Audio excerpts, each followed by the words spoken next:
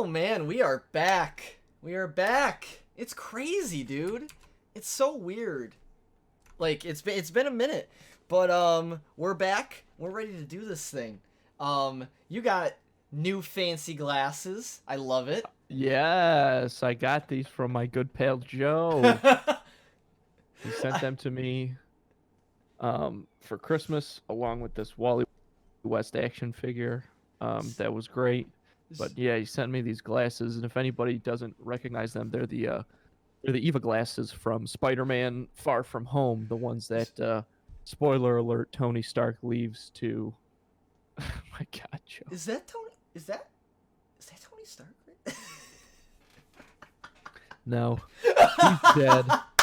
Oh fuck. Damn. So it's not him. So it's not. Well, I wanted to start this episode off with a revelation. Revelation? Boy. Joe's going into preacher mode. Wait, is it relevation or it's revelation? Revelation. Yes. Relevation. That's not a word. Is not I don't a think word. that's a No. word. So I have a revelation, okay? Splash. Our first watch party. Yeah, okay. 1984. Temple of Doom, which was our second watch party we did 2 days ago. One fantastic. It was super fun.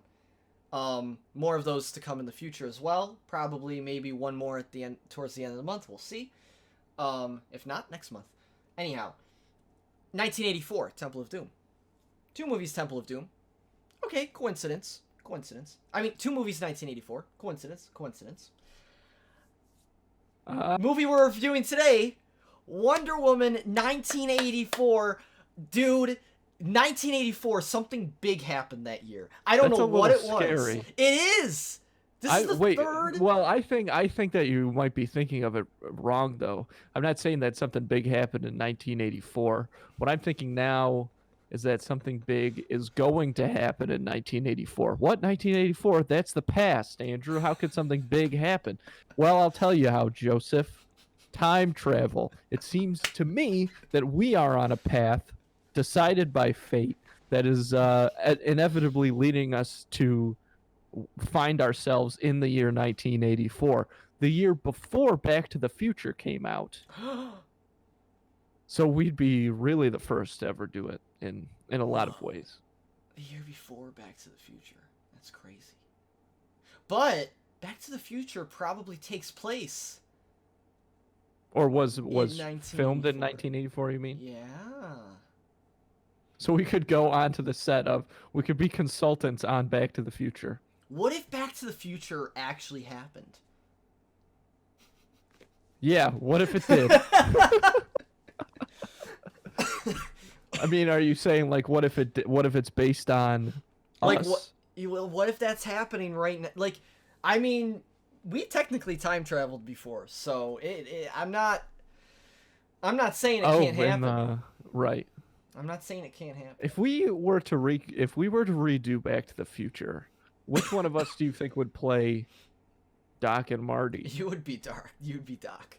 I think that's probably. I think you'd make a really great Marty. It would be very different from. I'd be way more Marty, nerdy. Be much more nerdy. Great. I think it'd be really cool. Every time I think of that movie, I think of that one bit that John Mulaney does where he's like, "Is he cool? Nah." Nah. Oh, you're starting to show it off already. Why don't you raise that thing up a little higher, look Joe? at that. That is quality. I know, it's not bad. It's not bad at all. My friend got me this. My friend got me this gift for Christmas. Of this film juice mug, so that's kind of cool. I think she used Shutterfly. So, and she used Shutterfly for this too. It was a little film juice mask. Nice. Yes, Represent. Yes.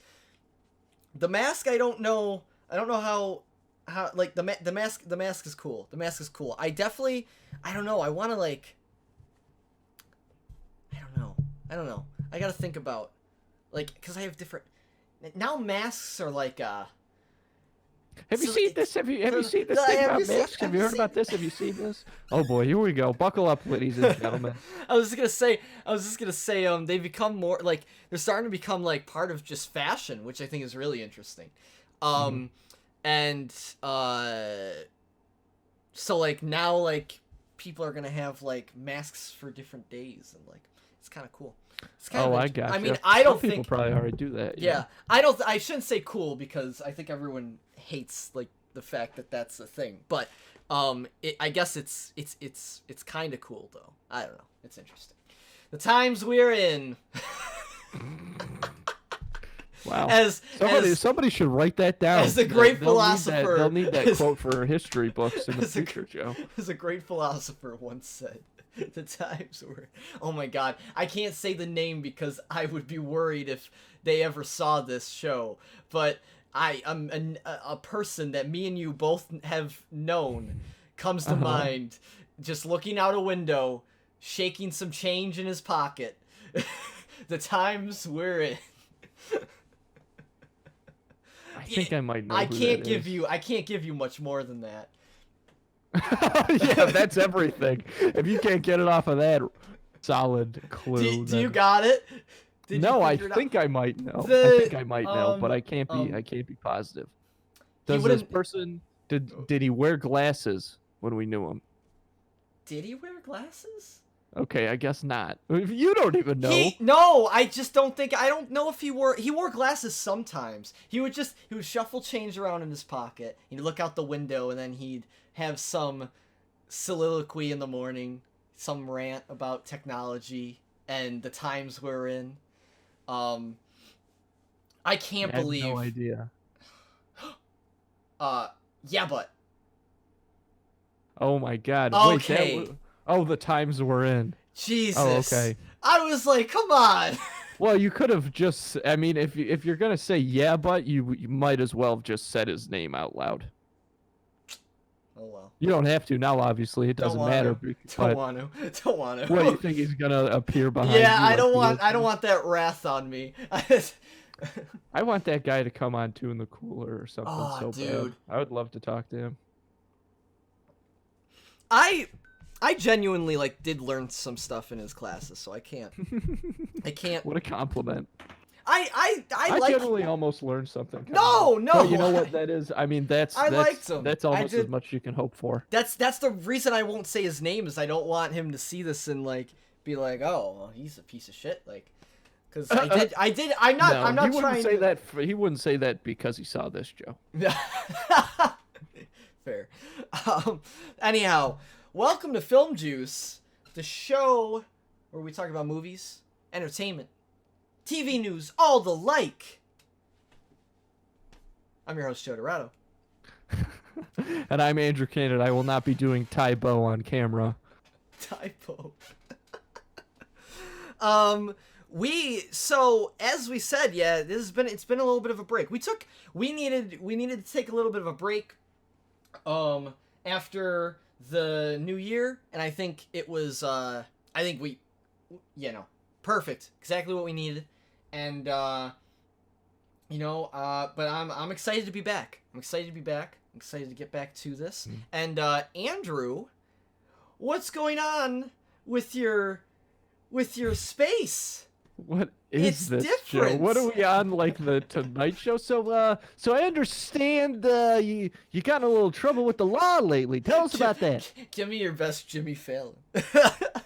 Nah, I don't think All I'm. you have add to- anything to it. That All you have to do is laugh. That's all. exactly. I don't think I'll be able to add anything to it that anybody else hasn't already done. Fair. But yeah, I wasn't. I was like, oh, I can only say I'm at an undisclosed location. But since this episode is not going to come out for, however long, A week, probably. I'll be able to say that we have a new studio for Two in the Cooler, new podcast studio that we just set up. By the time this comes out, that'll all be public, and we will have used it already. But tonight is. Later on is the first night that we're gonna, use it and get into it. Very exciting so, stuff. yeah.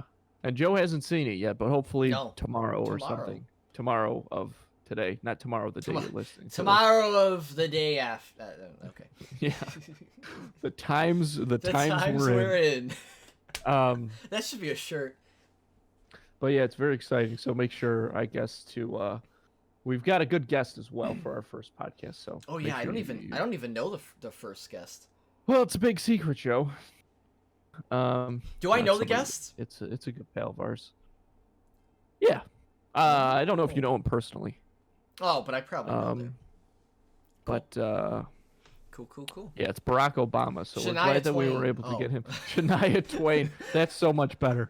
Yeah, Shania Twain. She walked in here, and I was very excited to show her the studio, and you know what she said to me? What'd she say to you? That don't impress me much. Isn't that Shania Twain? Yeah, that might be. That is no, that's not Martina. That's Shania. I know people Martina. Everyone I gets. was thinking Martina McBride. I haven't thought about Martina McBride since fucking 1998. When the year Sheryl Crow. The 1 year after you were born. Yeah, that was the last time she was at the christening, and then.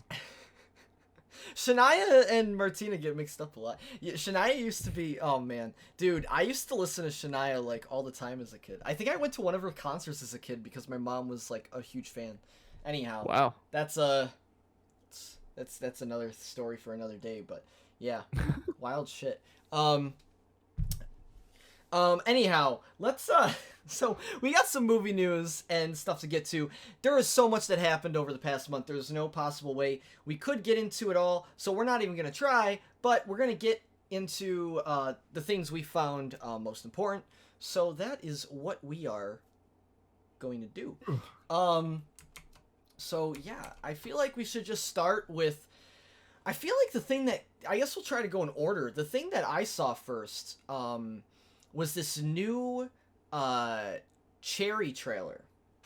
We knew this movie was gonna be a thing. We knew that Tom Holland was in another Russo's brother project.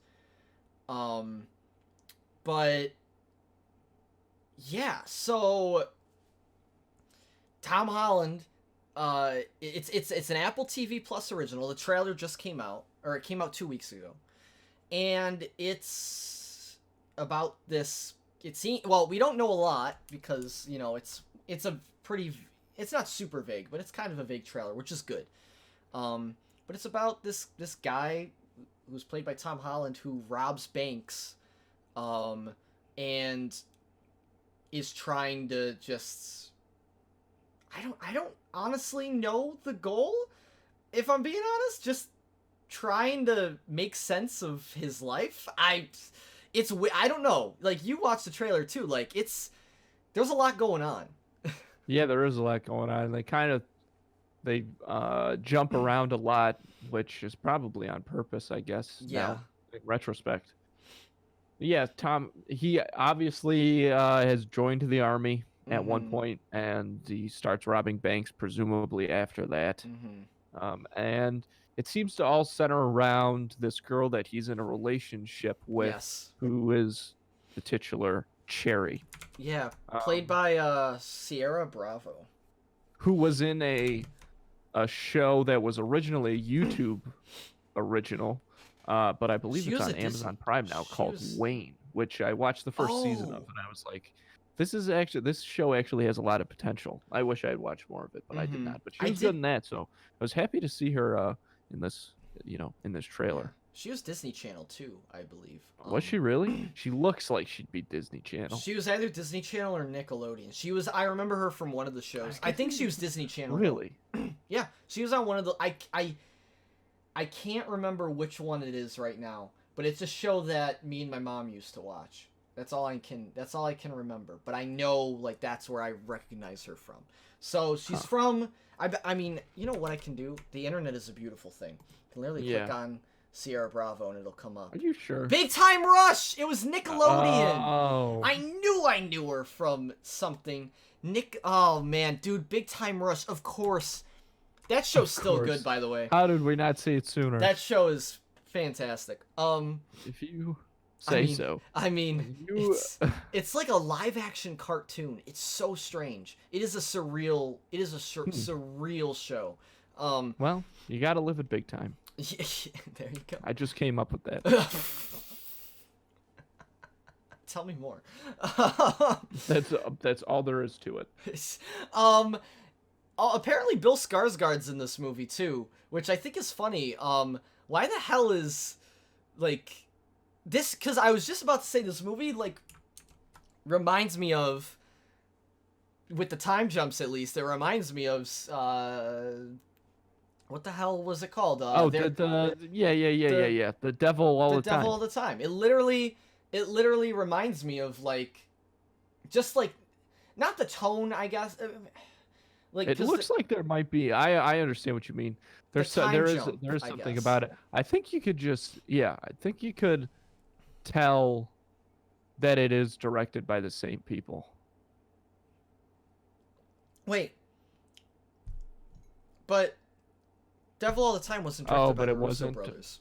What the hell am I? I was thinking of something else. My bad.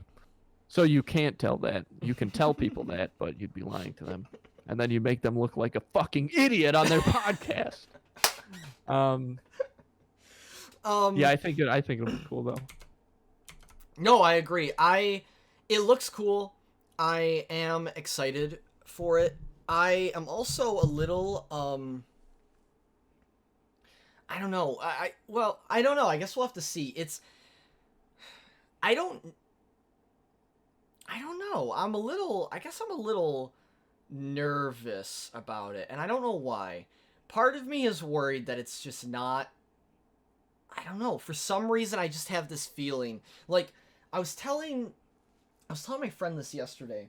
I feel like ever since the Batman trailer and what was the other trailer that came out? And the Dune trailer, ever since those two trailers, which are, those movies got delayed till next year at least. Well, Dune's delayed till December, but kind of next year.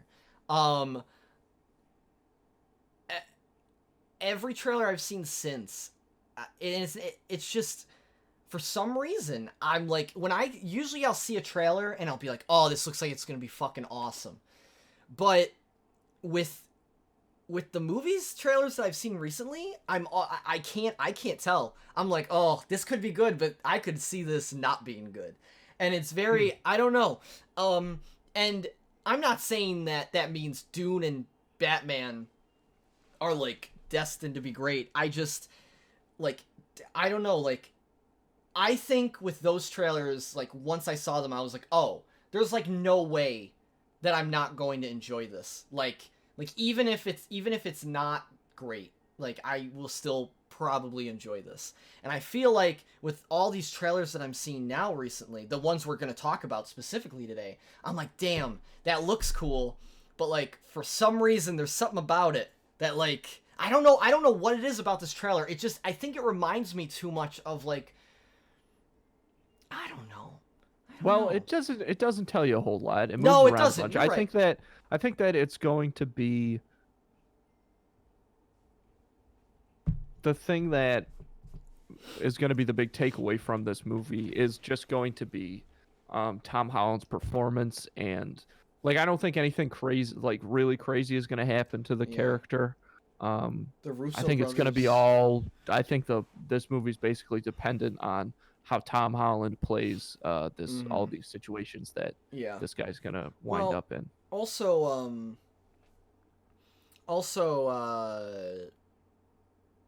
the Russo brothers, their last movie was not too hot, I heard. I did not watch it. I think it was the 21. That Bridges one? Yeah. I heard it was not very great. They directed that? Yeah, I think that's their last movie since Endgame that they directed. And That came out pretty like quickly after Endgame. Let me make sure that they directed that, but I'm pretty sure they did. Just, I don't want to. They might just produced it. Damn, you're right. They did just produce it. What have they not directed? I could have swore that was the one they directed. I could have swore they've directed one movie since Endgame. I don't know. They've been, I mean, their names obviously have gone on a ton of stuff since I then. know. It's hard to, like... Because of producing, but I'm not positive that they have directed anything since then. Yeah, because their names are on Extraction, but they also produced that. They didn't direct that. Wow. Yeah. Well, anyhow... Well, then never mind. Throw that out the window. So this might be the first thing that we're going to see from them that they directed in a while. But... Yeah, so I don't know. I think it could be really cool. It's going to be interesting to see Tom Holland in this role. Like I said, it does give me like a Devil All the Time vibes. But it's going to be interesting. It's going to be very, very interesting. It looks like it's going to get dark. I got to say the one line that I really liked from it was the line that he says at the end. I thought that was cool. He says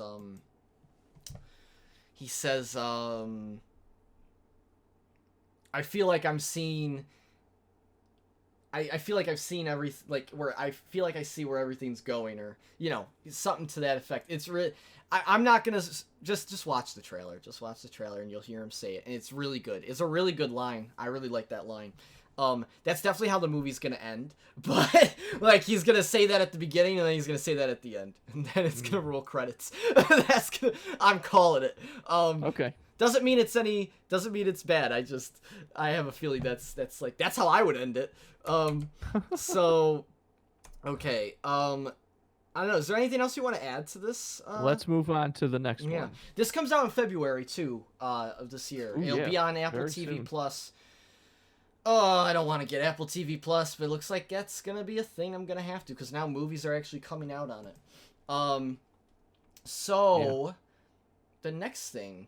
If we're going in order, the next thing is we got a trailer for Godzilla vs. Kong. The fourth movie, like technically? Because the first one was the first Godzilla movie, never saw it. Mm-hmm. The second one was Kong Skull Island, never saw it. Then the third one was Godzilla King of the Monsters, never saw it. You didn't see any of them? I haven't seen any of them. I wanted to see Kong Skull Island really bad. I did. When it first came out, I really wanted to see it. And then I never got the chance to see it. And I haven't gone out of my way to watch it since. But I heard, like, Kong Skull Island, I heard I would really like. So, like, I have been wanting to watch that one really bad. The Godzilla movies, honestly, neither, like, I don't know. They just don't, they're not my... I don't know, they're not my thing. I just, for some reason, they don't, like, appeal to me as much. But Kong Skull Island, like, appeals to me. And I think it's just the style of how that movie, like, it gave me a Apocalypse Now vibe. And I really, like, it seemed, like, just like how it was, like, colored and shot. In the jungle and everything. Yeah. Yes. I did not see either of these Godzilla movies either. I heard that the first one was, pretty enjoyable. I really liked Kong Skull Island a lot. I really liked that. I like the original King Kong a lot, so I think that had something to do with it. The original, like, Peter Jackson, or the original, like, the original? The original. Okay. Did you say original? Okay, well, Peter Jackson has a great version, too. I love Peter Jackson's version. Yeah. I got you.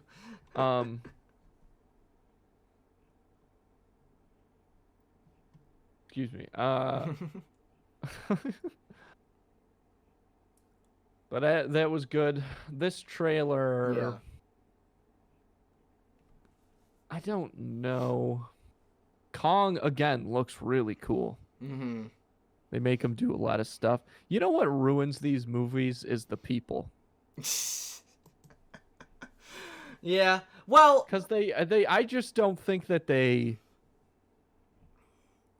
Yeah. There's that guy... maybe they don't. They necessarily give them a lot to work with, but I definitely think that in all of these movies, the people in them dealing with these situations with these giant monsters and animals and stuff, they all kind of play it the same way. That's fair. And I don't know if you have to play it like that. I mean, look, I don't know how you would, but just so dramatic, more like, you know what it is? There's more drama than there is like legitimate fear. You know what I mean? And Mm, legitimate worry, yeah, which you would definitely have if these things were going on. But it's more like yeah. my wife, and less like Jesus Mm. Christ, get me the fuck. You know what movie did that really well? Pacific Rim.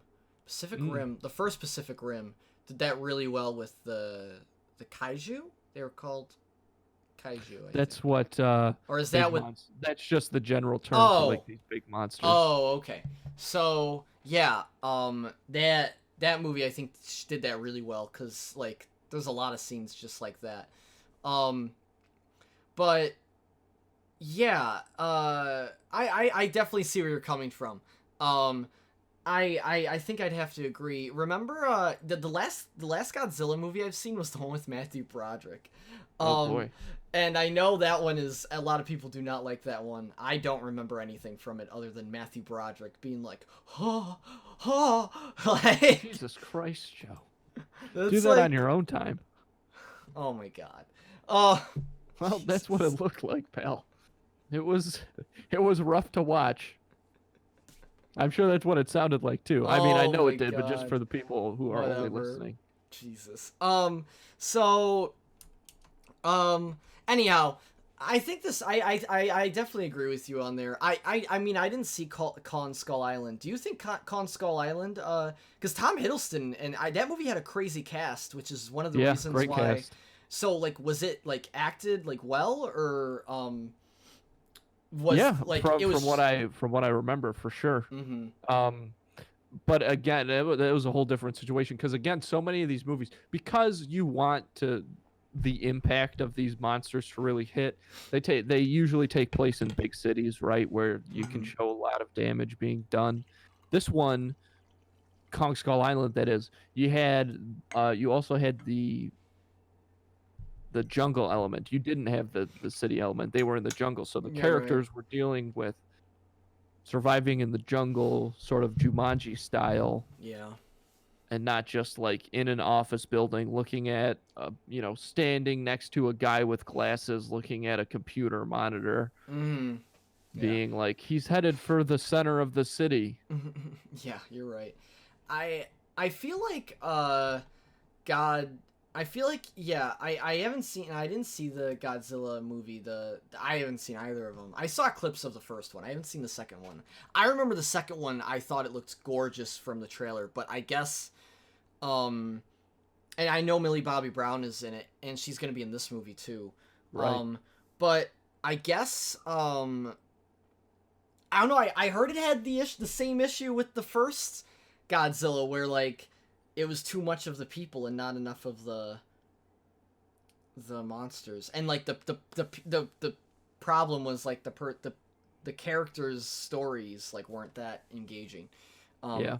So Well, I. it's such a tough thing to balance, Mm-hmm. and yet for some reason, folks, I guess I get it, feel like they have to focus a certain portion of the movie on those, you know, Yeah. human storylines or whatever. But Yeah. I don't think you have to at all. I think with those movies you can, that's like the only time you can get away with not doing that. I agree. So this movie's coming out. Um, where's the release date? This movie's coming out March 31st, 2021. So it's coming out soon, just a month after Cherry. And you know what's, oh my god, dude, the Skarsgårds are everywhere. Alexander Skarsgård is in this one. I don't recognize him, but I know he's related to Yeah, they're brothers. That's crazy. That's nuts. Conspiracies all around. Anyhow, that's gonna be on HBO Max, on March 31st. And I guess I should say this now because I just found this out today. They're only showing these new released movies, these special releases. They're only showing them on the streaming service for a month, and then they're gone after that. Yeah. Which Did you read that they're like definitely going to do that? I mean, I assume that they are. Yeah, because when I looked, I mean, I'll double I didn't check, know if it was confirmed. but I mean, it makes sense to assume that, but because Joe okay. tried to watch Wonder Woman 1984 today on HBO Max, and it was gone. Mm-hmm. So he had to be like, "Oh, where'd it go?" Hold on. I don't know what to search. HBO Max. I'll just. Okay. So here it is. Wonder Woman 1984 is not on HBO Max anymore, and we will be waving goodbye. Blah blah blah blah blah. In previous reports, only has date. Really? Okay, dude. I hate ads. Okay. Um. Yes, only has date release on HBO Max, which means that, yep, 31 days.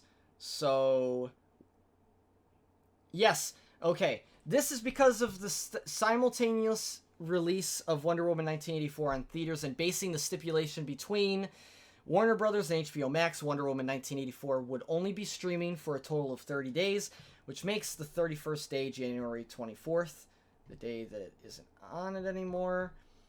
And I'm not. I got you. Yeah, there's no confirmation. Yeah, I guess they're just staying quiet about it, it seems. They're just. Right, but it's likely that it'll happen unless. It would be Well, here's weird the if it thing. happened with this, but not. I don't think it would necessarily, and I'll tell you why. It all depends on how much money Wonder Woman makes. But Mm, I don't want to get into this too much because obviously we're going to be talking about this movie. I think that that's a bad movie to base that off of. Like if yeah. this movie doesn't make if Wonder Woman doesn't make enough money in theaters, then they'll be like, it doesn't matter to us. Let's just keep it on streaming the whole time with these next releases.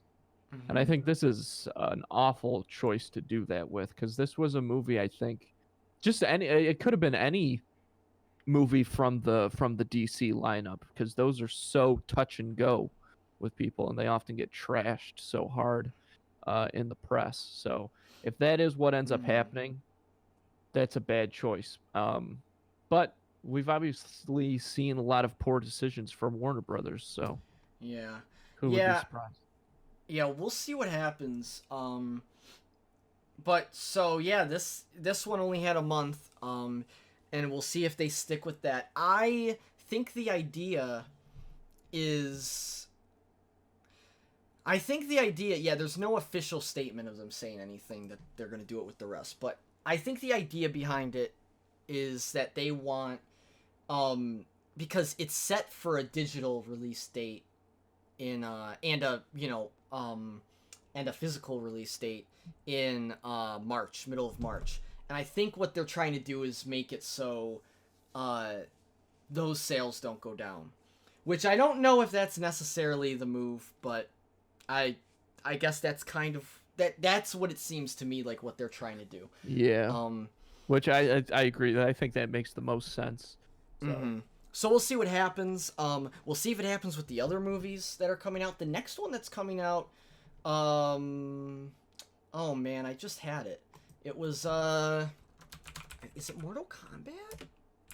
Mortal Kombat might be the next one. Um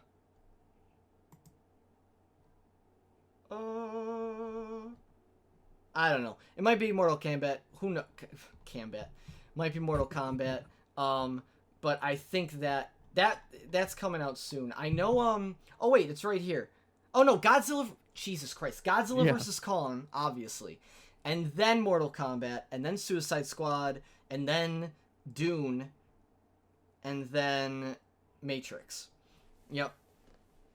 Oh my god. I can't believe we're getting all these movies. That's nuts.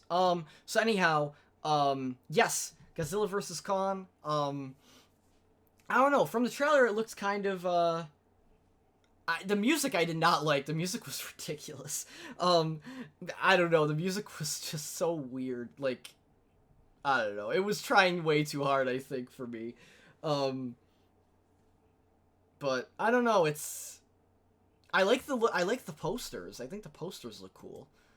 But I don't know, man. I don't know. It's a cool looking movie, and you can tell just from the trailer, I think, that they really push the new movement limits of CGI with what they have Kong doing in particular. Yeah, you're right. Like they even just in the trailer, some of the things they showed were things that I've never seen before.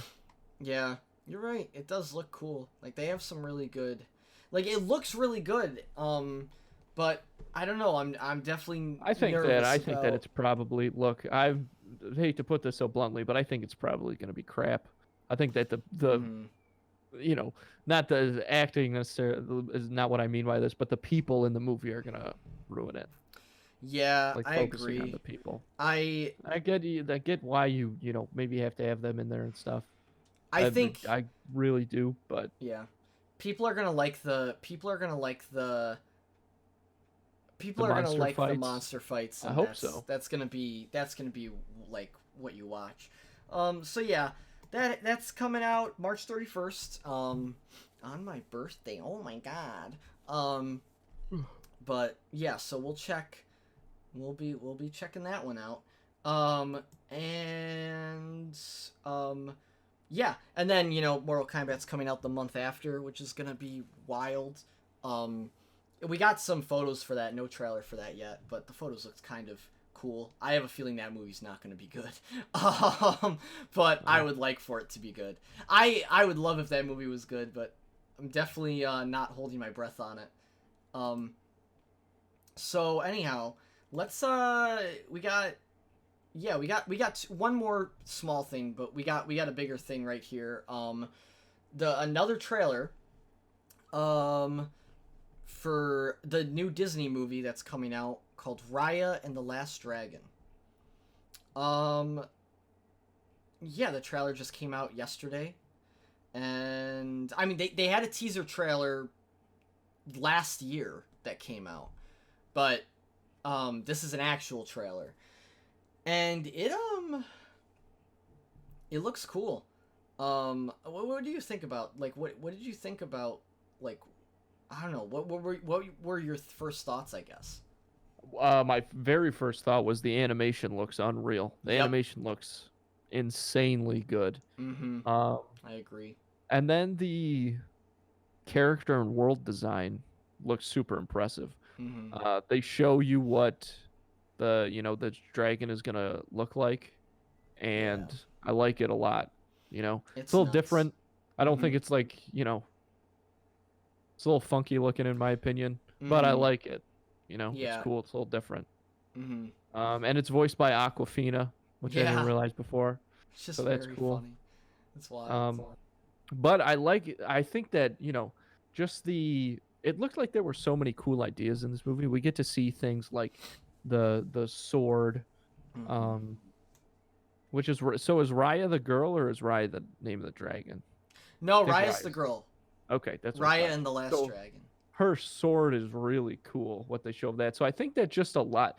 I'm just Mm-hmm. impressed by the design of everything. It looks like that was really thought out, and I think that it's a movie that is obviously going to have a lot of action.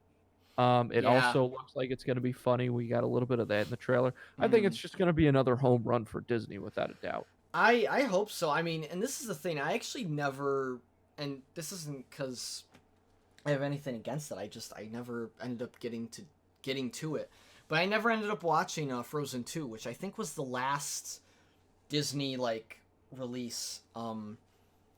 Like the last animated Disney release that Yeah. they did. And I heard good things. I didn't end up getting to it. But um but Ryan, but this I mean, I think this is definitely this is the same team from Moana, and it also some of the same team from Frozen. Um but I mean, you can tell the the animation style is just it looks so cool. I completely agree with you. It looks awesome. And I just think the style of it is I mean, it's similar to things they've done. Like, you can see the influences from Moana Oh, sure. and like stuff like I that. wasn't even referring to the style, really. I Yeah. was just referring to the technical aspect of it. Oh, for sure. But yeah, I really enjoy. I really do think the style like is just awesome. I'm a big fan of that. And yes, I agree with you. The technical aspect of it is amazing as well.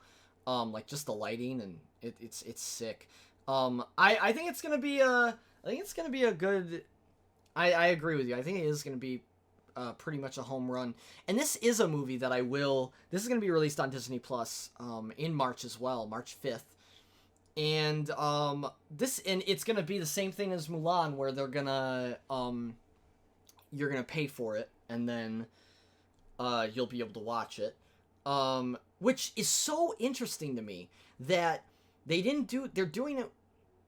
It's so interesting to me that they released Soul without that model, and now they're doing it again with. And I'm fine. Like, I guess I'm more okay with this because I actually want to see this movie. So I'm not talking about Soul. I'm talking about I guess Mulan was the last one, and I didn't want to see the live action Mulan.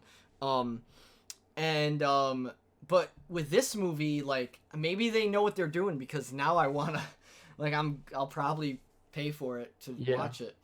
The connection between them that immediately comes to mind is obviously both of them.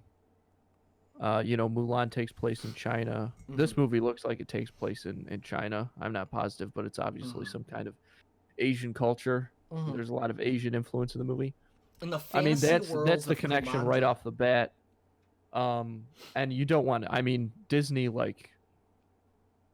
basically answers to China, right? Like China is. You're right. They make so much of their money off of China, and so so many of that company's decisions are based on things related to Chinese audiences, and those are dollars that they obviously don't want to miss out on. So that could be the reason. It's gonna be cool though. I'm very. That's a good point too. But yeah, very excited about it. Check out the trailer. I'm a little nervous about. I am a little nervous about it still. Like I think it's gonna be good. I'm just a little nervous about. Just from what I saw, like where the story exactly is gonna go. But this is what they do. This is what Disney does. They put out a trailer that makes it seem like they show the entire movie in the trailer. Because that's almost every Disney trailer I've seen recently. It's like, oh, well, I see that's the whole movie. And then you watch the movie and you're like, oh, well, this isn't what I expected. And that's probably what they did again, like, because they've done it with almost all of their other movies for me. So I'm sure I'm gonna watch the movie and I'm gonna be like, oh yeah, no, this is not just your average, I don't know, like whatever insert structure here. So yeah, we'll see how it goes. The other quickly. Difference I've just realized with Soul. The Soul was Pixar also. You're right. They probably didn't even have. So maybe that's got something to do with it. Yeah, I think that's probably more that. Yeah, I agree. That's what I just realized too. This probably has something to do with it as well. So with that out of the way, we got one more thing, very small, but well, I mean it's not small, but we don't have too much information. But they're the new Harry Potter film. Got a new Harry Potter series. They announced that they're going to try to do a TV show on HBO Max. In the world of Harry Potter, there's no details about it. Yeah, no. So we can only speculate. I know. I'm nervous, but it could be good.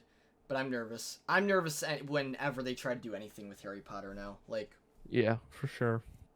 I mean, this is the thing. It's supposed to. It's in very early talks too. Like we won't see it for a year or two. Probably longer. Yeah. So, but it kind of reminded me and brought me back to the what's it called? The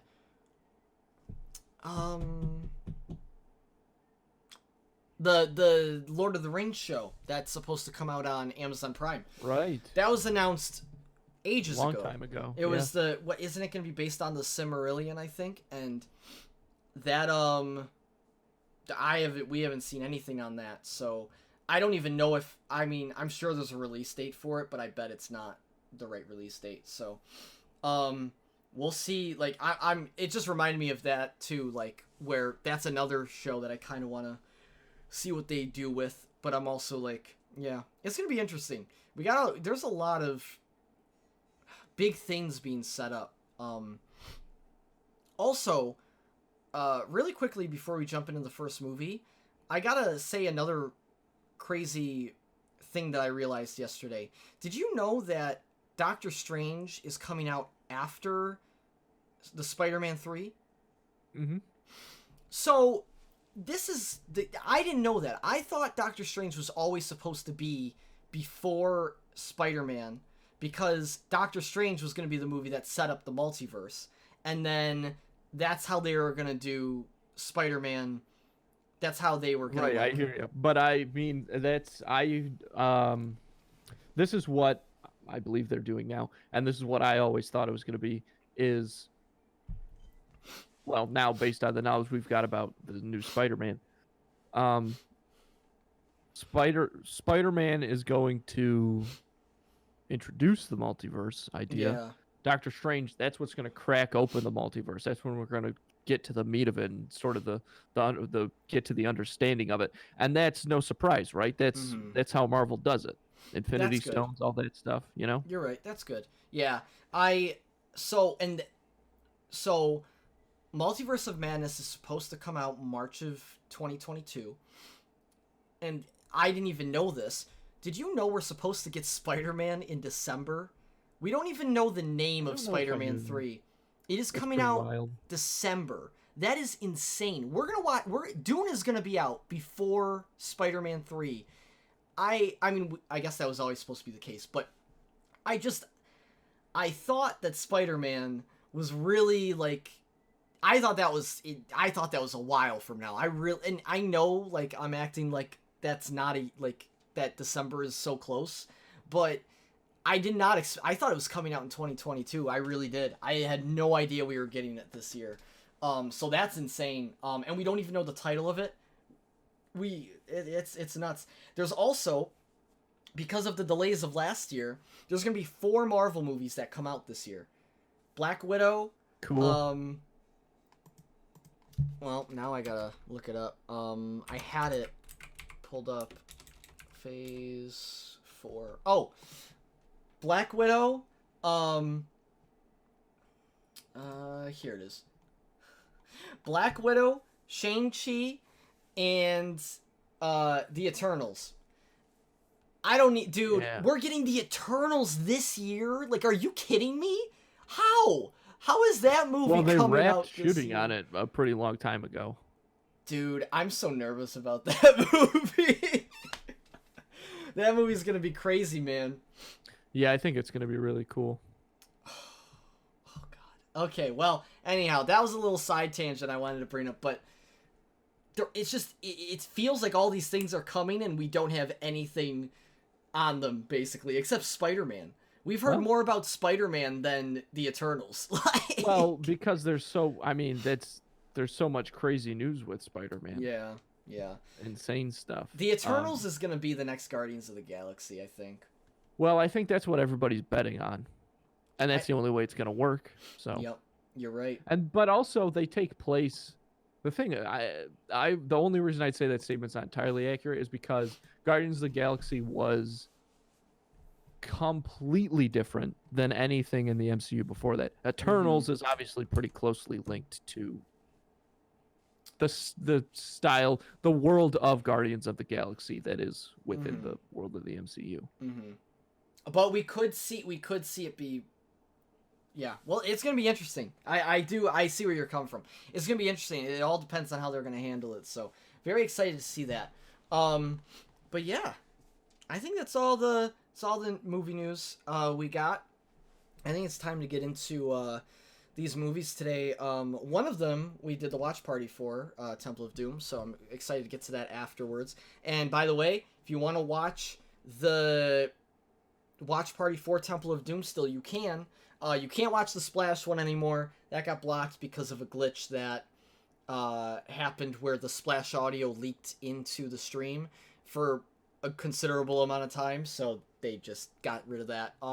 But you can watch the Temple of Doom one. It is split into 2 parts because my router disconnected randomly towards the end, but it's all there. It's synced up for both parts, so yeah, it's a fun movie. It was a fun time, so it was awesome. So definitely check it out if that's something you're interested in.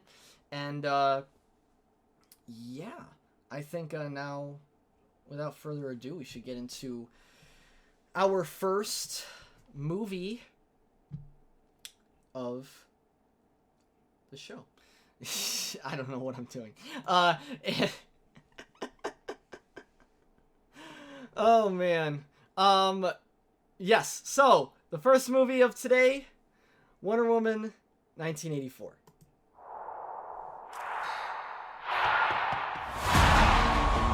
This world is not yet ready for all that you will do.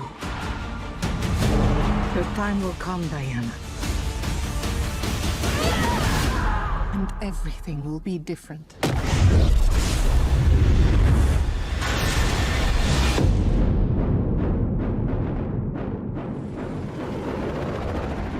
Citizens of the world, I'm here to change your life. anything you want, anything you dream of, you can have it. You look like you saw a ghost. Diana, look at you. It's like not one day has passed. I don't want to be like anyone. I want to be an apex predator. You've always had everything, while people like me have had nothing. So that is, yeah, Wonder Woman 1984. And yeah, I guess let's just get into it. It was released on HBO Max, and in theaters. It follows. It takes place in 1984 after, you know, however many years after Wonder Woman.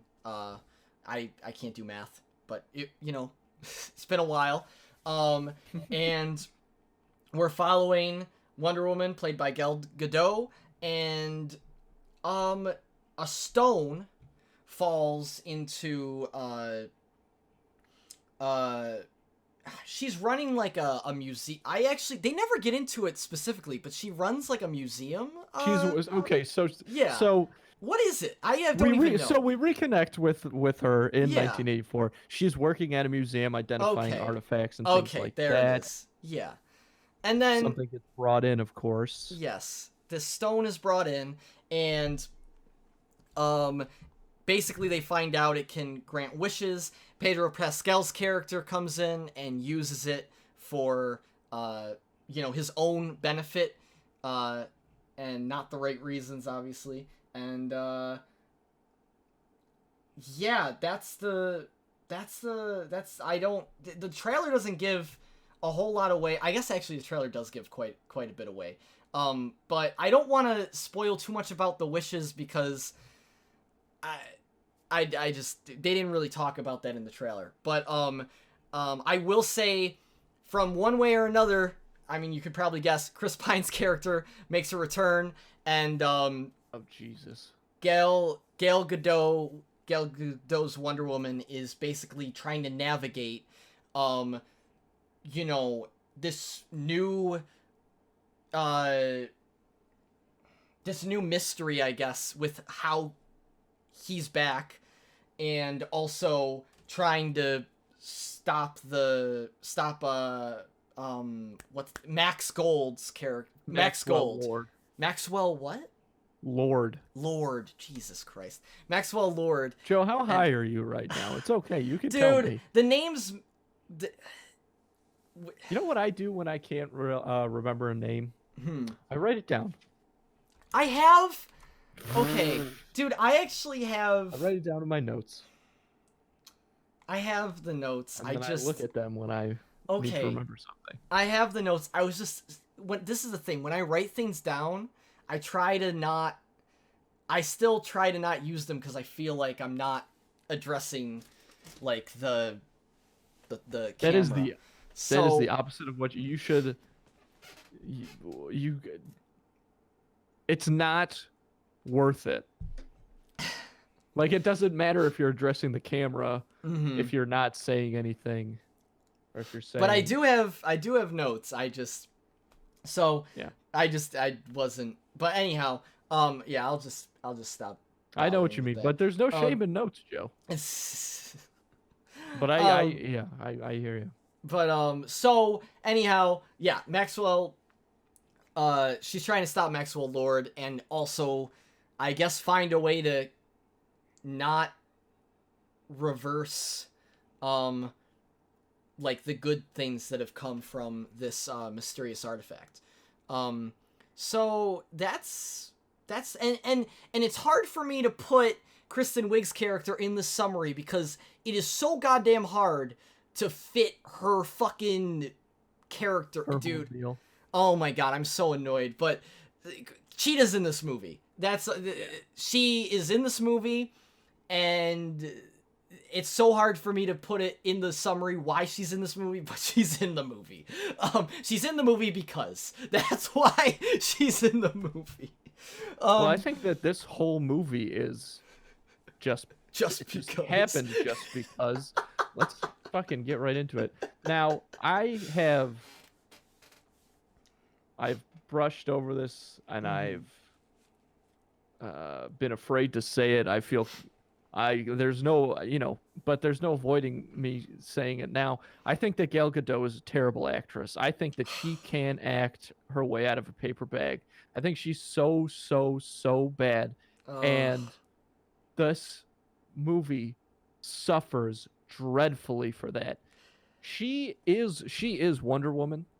She is a badass, Krav Maga expert, Israeli military. Like, she's sick, but she is so bad at acting, Joe. She's so bad at acting.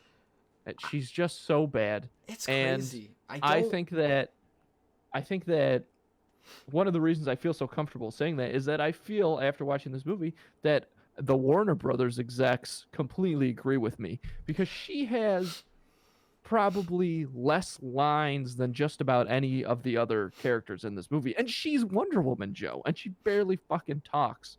Whenever right. there's an opportunity for somebody else to say whatever, it's always them. She only talks because she's the main character. You're right. And it's so awful. And here's what's tough about it. Because she, of course, is the main character, and she comes from Themyscira, the Amazonian island. The other residents of Themyscira have to try and imitate Gal Gadot's, not her accent necessarily, but like her speech pattern. So you have Robin Wright, who plays Antiope on Themyscira, who I can't, just some kind of like mentor of hers I remember from the first movie. I don't, because her mom is like the queen, so it's not Robin's Wright character. But so Robin Wright, who's she's an excellent actress. She has to try and speak like Gal Gadot, and it's holy shit, it's so bad. It's like, what the fuck? And the only part of this movie that's like actually good, there's parts that have, little pieces or whatever, but the only part of this movie that's actually good is the beginning, when that's almost crazy. like a flashback, I guess. Oh my god, that's nuts. Okay. What's funny? I think we're gonna have a very similar score, but we're gonna have it for different reasons, because I disagree with that. I disagree with a couple things from that. This is the thing. You make a really good point. They do not give her a lot of lines. Because she But is very shitty. I still like her as Wonder Woman. She is the character of Wonder Woman, but she is looks the part and she can do all the physicality Mhm. in the action things and stuff. She looks spectacular. She can't act, Joe. I don't know. I did like her character in this movie, and What I are think you part of talking that is, about? What character? well, I don't know. I thought she was like, I don't know. I guess there's so many other things that I don't care for in this movie that she's one of the things that I actually didn't mind as much.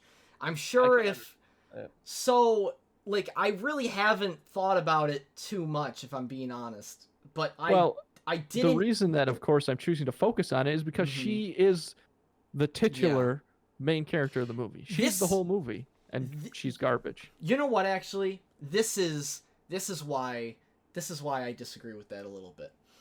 And it's only because the only reason why I liked her, I think she's like, I disagree with you with that, and I do think she is like, for what what her character does in this movie, why I think she's okay is because of her relationship with Chris Pine's character. I think that's the only thing that keeps this movie, that not the only thing. The two things that keep this movie afloat is her relationship with Chris Pine and Chris Pine in the movie, and Pedro Pascal. Those are the two things that keep this movie going. Everything else, I think, is really, really not great. And I also think even the Chris Pine stuff could be cut a little bit. But I think the Chris Pine stuff is the only time that we get any character out of Gal Gadot, Wonder Woman, and Chris Pine I think is great. And I love Steve Trevor. And that's why they brought him back. That's like literally why. And I love the premise of bringing... I love the premise in theory of... And I actually like it a little bit in execution, where, you know, the first Wonder Woman movie, she was the fish out of water, and now it's reversed. Steve Trevor's the fish out of water. That's kind of cool. That's I get where Sure. they're going there. 4 minutes of the movie. Of a It's- 2.5 hour long fucking movie. Yeah, this movie is way too long. And the other thing I wanted to disagree with you, I think the first part, the first 10 minutes or whatever the fuck that was on Themyscira, that has nothing to do with the rest of the movie, and I thought that was the most pointless That's why it opening was. scene. That's why I think I thought it was so terrible. strong. I hated it. I hated it. I was like, there's no reason that this No, scene... there isn't. That's true. There is no reason to have it in the movie. It's like a deleted scene. It's like... Yeah, It's yes, so that's weird. true. There is no reason to have it in the movie. In the context of the movie as a whole, you're absolutely right. But if we're looking at the movie for what it is, I guess like that's the best part to me. Wow. Aside from some things which I'll kind of go into now, Yeah. but I want to talk about Chris Pine for a little bit. Mhm. Yes, the only time I felt comfortable with Gal Gadot leading me through this movie was during the 80s montage close scene, where again Chris Pratt was carrying the majority of the load Chris for Pine. that. Chris Pine, yeah, was carrying the majority of the load for that. He's great in this movie. But just the way that his character is entered into the movie, because we have to, I guess that's a spoiler, but like I know what you're talking about. Like the fact that... yes, what we're seeing, Yeah. seeing, I that's liked it. that makes me, are you fucking kidding me? I thought it was kind of like a cool, like, I thought it was like a little weird, but like I got used to it, and like at first I didn't really like it, and then I don't know, as the movie went on, I was... Because it's cool to see Chris Pine. Yeah, but exactly. As the movie went on, I was like, at least Chris Pine's in the movie. Yeah, I was but like... but when you realize what is going on, Yeah. it's like, this is so stupid. It's convoluted, but it's just plain dumb. Yeah. Jesus Christ. Pedro Pascal, obviously unreal. all did of a great his job. all of 100%. his scenes like steal like. Yeah. Oh my god, he acted his ass off in this movie. And I'll say at the climax, Mm-hmm. his performance during the climax, I think, gets taken away from when he's playing off Gal Gadot. I don't That's know. 100% true. I will also say, I think Kristen Wiig did a very good job. The Yeah. character was just so, like, they put so little thought into that character. It's But so I think one-dimensional. I think that she did a really great job. I agree. acting-wise. I think she was good. But yeah, her character was so underdeveloped. You know what this movie reminds me of? Spider-Man 3, baby. Spider-Man 3. That is Cheetah. 100%. Yeah. Cheetah is Venom. Like, literally. Like, Yeah, just man. thrown in the movie. And Pedro Pascal is Sandman. Like, it's literally like... But a little better than Sandman. Well, yeah. but, it's... So, that's the thing is... There's a lot this movie's a mess. There's a lot I didn't It's a huge mess. love about If it. I will say, so it was written by Patty Jenkins, who directed it, as Mhm. well as Dave Callahan Mhm. and Jeff Johns. And I think that I have trouble believing that Jeff Johns was actually heavily involved in this screenplay. Just as a fan, I have trouble believing that, because he is, in my opinion, the most prolific comic book writer of the modern era. Obviously, there are guys like Frank Miller who are still writing, but that carries over from a different generation. Yeah. So I'm taking that out of the equation. Mhm. But if we're talking modern era, I mean, the stuff that Jeff Johns has done it's the best writing in comics, in mainstream comics anyways. And he gets the characters in the DC universe. He understands each and every one of them in a very real and intimate way. And I feel like they just, maybe he contributed something, maybe he didn't. I feel like they just tossed his name on there just so that people would, just for the fans, so they would feel like they're taken care of. And that's fucked up. I really think... That's my theory. It's my conspiracy theory. I do want to say there's a couple more things I want to get to, and I think we will get to, but I do want to say I really do. Obviously, I don't think this was the case for you, but I didn't mind. I still don't mind Gal Gadot's Wonder Woman that much. Like, I'm not saying she's amazing, but I don't think she, like, I don't know. I think I was focused on so many other things. I just want to, the way that you said that felt to me misleading, because I'm not talking about the character of Wonder Woman. I'm talking about Gal Gadot playing that character. She's a bad actress. Now, the character of Wonder Woman, I mean, that's a whole different situation.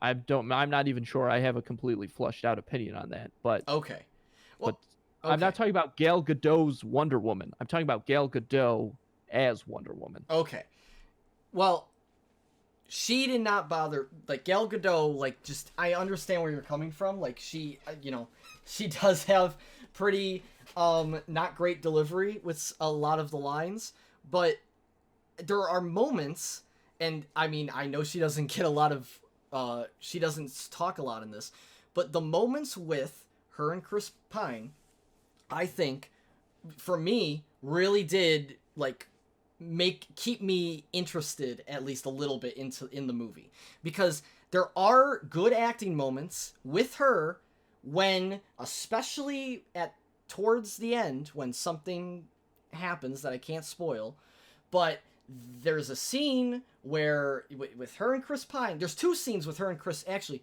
there's a few scenes with her and Chris Pine where I was like, this is, like, I can tell, like, this is actually, like, they don't, like, I didn't need, like, Gal Gadot to have, like, a lot of lines there necessarily, and I could tell that, at least I thought that she was doing a good job in those scenes of portraying, like, how the character was feeling and how, like, because like it's such a strong like relationship, you know, and like I think that part is shown well, but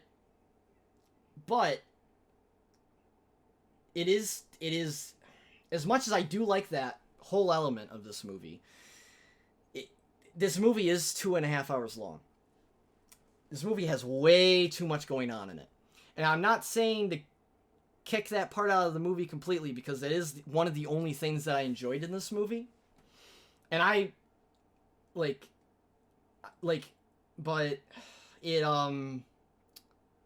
they should have cut out maybe some of it. I don't know. Like, there was, like, they should have cut out that first scene. They should have cut, like, the first opening scene.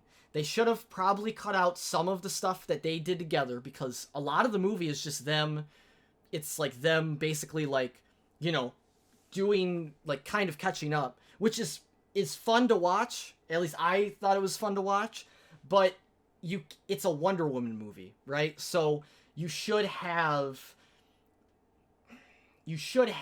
like more of that than just this kind of romance between Wonder Woman and Steve Trevor. I guess so.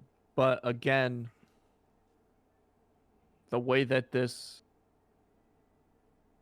character is being portrayed is so weak that those Steve Trevor moments are like probably the best in the movie, you know?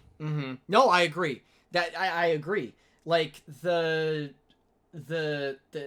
without spoilers, there's a plane scene. I really liked the plane scene. I thought the plane scene was cool. The one thing that people were kind of upset about, I have to agree. That's I know what you're talking about. The thing that people were upset about. I wasn't. Yeah. I'm talking about the visuals of one of the... Oh, that whole deal? I really liked it. I don't know. It was like, oh, this is nice. Like, it looks cool. I thought that should have been cut for sure. Oh, I thought it looked so cool. I really liked it.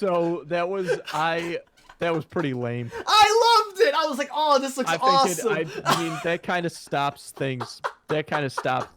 Things come to a pretty heavy break. Like, it almost stops things dead right there. I really liked it. And it has to pick itself up. I really liked just the moments that we got to see. Like, it was cheesy, but I'm also like someone who loves cheesy romance shit. So like, it's hard for me to. So I understand that criticism. I liked that part because I thought visually it was one of the most unique parts of the film, but also like colors, like I thought the colors were so like well done during that part with the lighting. But anyhow, I agree, it was pretty unnecessary.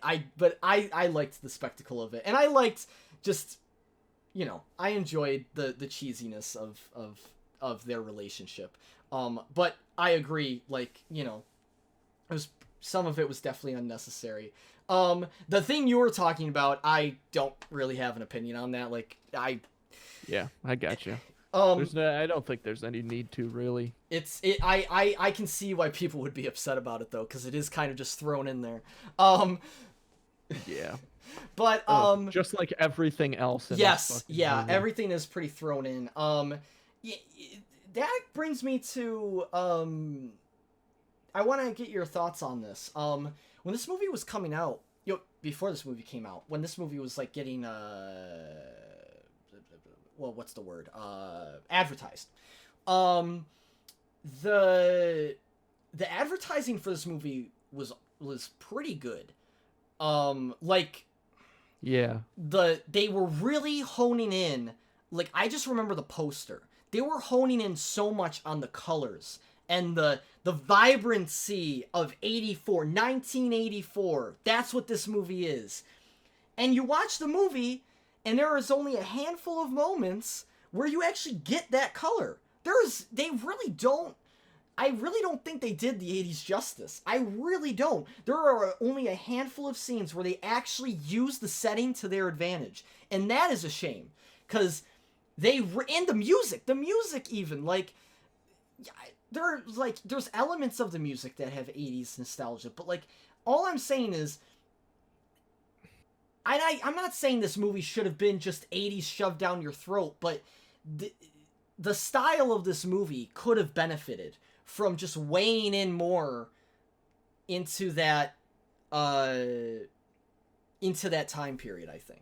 I don't, and I know there are some scenes where they did that, like the close scene was one, I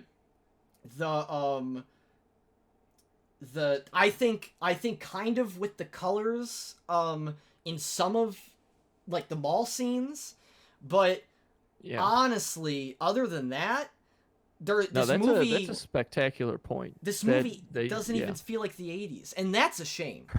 That's a shame. Yeah. Well, I think that is such an excellent point. That is, in particular, visually, they really did not they phoned it. They really did not. It feels like the 2000s. There's great, no part of it that feels like the 80s. That's an excellent point there, Joe. Yeah. So I don't know. That kind of bummed me out because I was excited I was excited going into it for a very stylistic like Wonder Woman, because they could have done that, and then they didn't, and I enjoyed some parts of it. I'm not saying I didn't like. I enjoyed, like I said, I enjoyed I really enjoy Steve Pine. Jesus Christ, Steve Trevor's and Wonder Woman's relationship. I really do. That part is that part and Pedro Pascal. Those two parts of the movie are the best parts of the movie, and even the Steve Trevor stuff could probably get cut down, like you said. But since it was the best part of the movie, I was enjoying it so much. I didn't want it to. But that's my whole point about this movie is that all of the stuff that you would cut is the only good stuff about the movie. Yep. Because the core of the movie, across the board, not just Gal Gadot, but story-wise, whatever, is so fucking weak. It's so brittle. You could snap it over your knee. It is. What else do you want to say about this movie? Exactly? Yeah. I do want to say, I want to say, because we only touched on it briefly, but Pedro Pascal, like, does really kill it.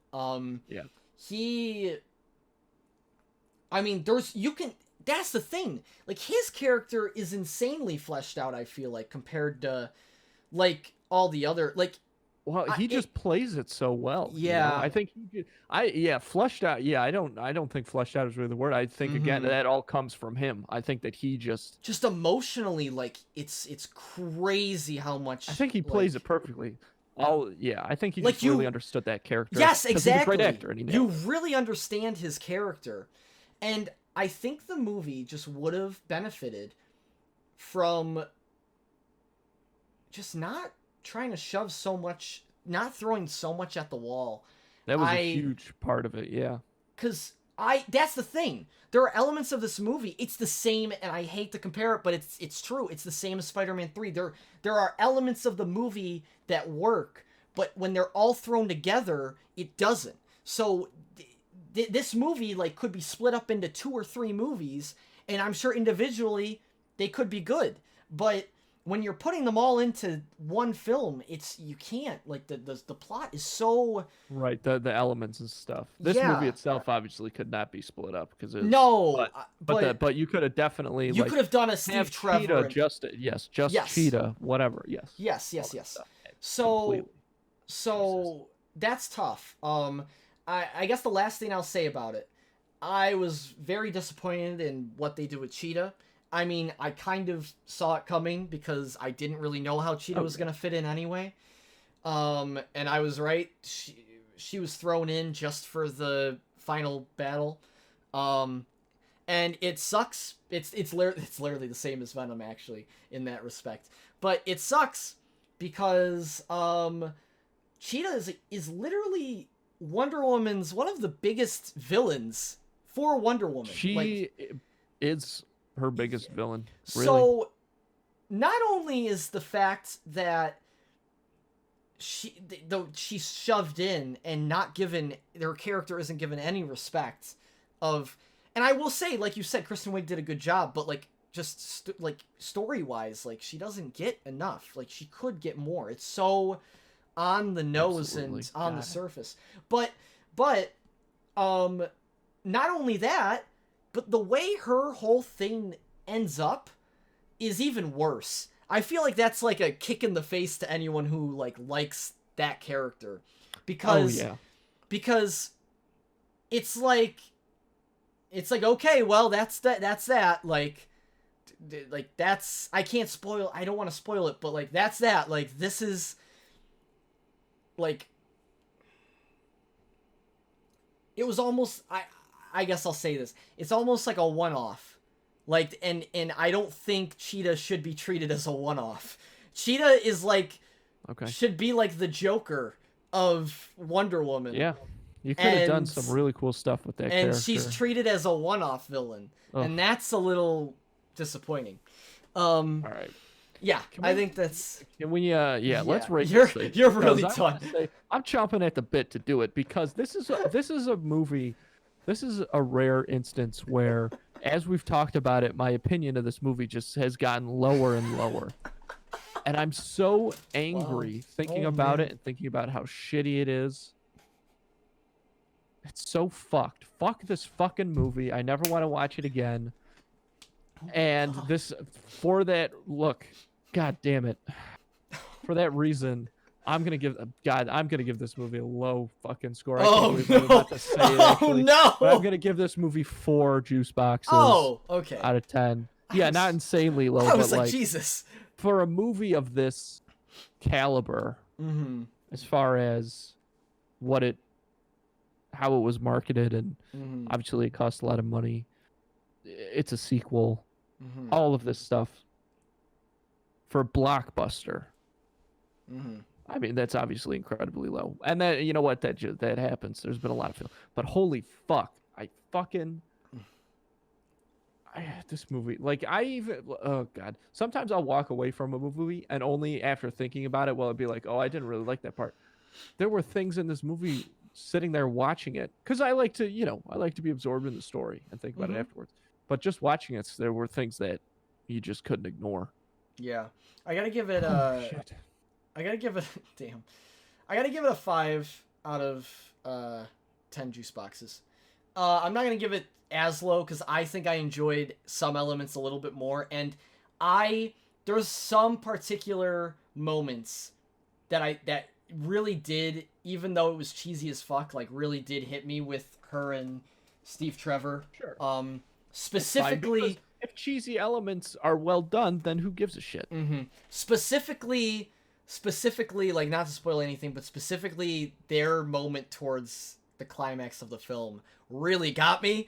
I was like, damn, well, this is actually decent. Like that's the moment where I was like Gal Gadot, that's the most Gal Gadot acted in the movie, is what I'm gonna say. And I think so. But anyhow, you don't have to say that she was good, but I think that's where she tried to stretch her. Yes. I think that's just because of the performance in the rest of the movie. It took away from that moment a lot. That's fair. So yeah, 5 out of 10.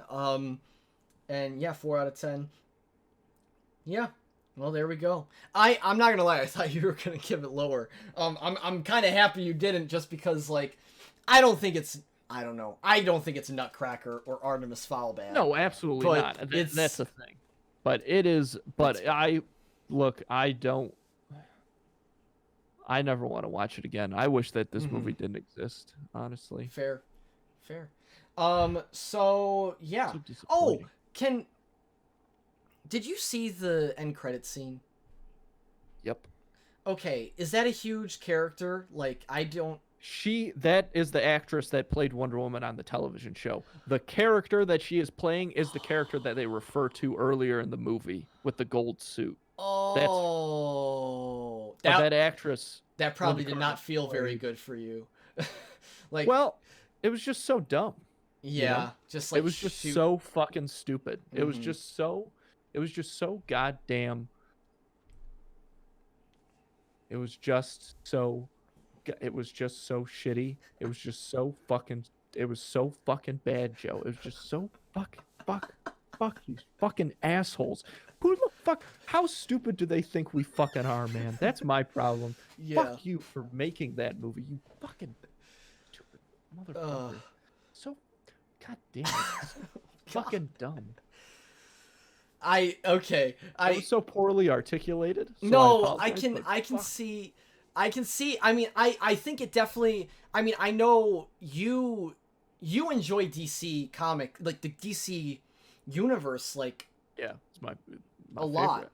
And so I think I obviously, like, I haven't like gone crazy into the comics, but I know you love the DC comics, and like, so I'm sure that's a very huge element of the disdain towards yeah, you know this, what, for because sure. like it's like disrespecting like a character that you like. I don't know, I don't think it'd feel very good to feel like you know the character better than people who, I mean, I don't know about well, that. yeah, no, I I don't- shouldn't say that. if That that wasn't really applies No, you're right. here, but- That wasn't the way to put it. That was a bad way to put it. Anyways, I caught myself there. Okay.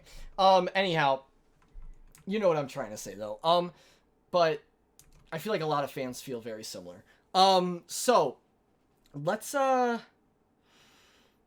let's move on. Let's move on to probably better better discussion. We'll see. Because I will say, you know, we'll get to a chance to talk about this movie here. But definitely for our full in the moment thoughts, check out the watch party video that's still on YouTube. Oh yeah, for sure. I mean, Because that was a lot of fun, and I think it was we great. talked and brought up a lot of good stuff in that. yes, for sure. So I'm excited to talk about it now. I'm also excited to talk about a better movie right now. So let's yeah, Andrew, you wanna? Sure. Indiana Jones and the Temple of Doom, 1984, directed by Steven Spielberg, executive producer George Lucas, coming off the back of the fucking smash hit classic Raiders of the Lost Ark. I mean, this is it right here. Of Manchu Dynasty. Welcome home, old boy.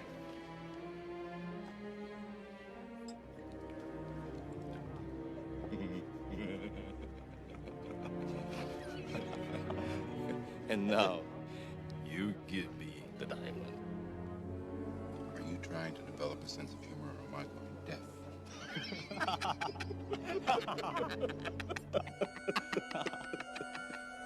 What's that? Antidote. To what?